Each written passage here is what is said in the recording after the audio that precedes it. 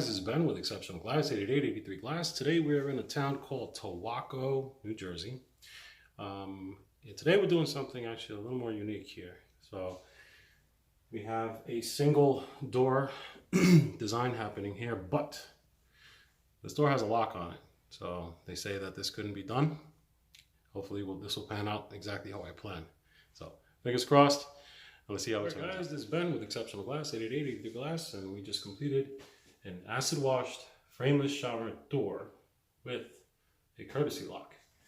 So the cool thing about this is when you have those nosy kids that just want to barge in on you all the time, this is a good deterrent for that.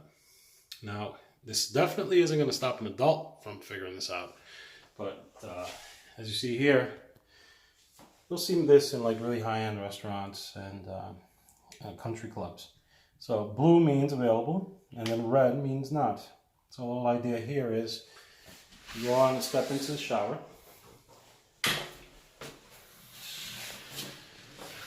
All right, you line that guy up. You give it a little loxies. Now you got some privacy, okay? Like a small child definitely ain't gonna be able to figure this out. Now, the reason why this can't be a permanent hold lock is it's a fire code.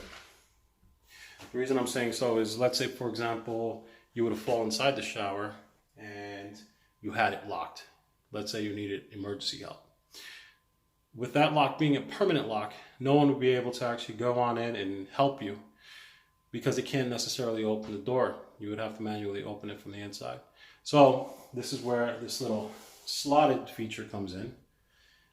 So a screwdriver or a really nice thick nail can actually unlock this. And again, it can't be permanently locked from the inside because it is a fire code. And we used acid wash glass, and it looks pretty cool. Oh, and while we're at it, we also threw in a mirror as well. All right. And if you need one of these, please feel free to give us a call, 888-83 Glass, or visit our website at mjglassdoors.com.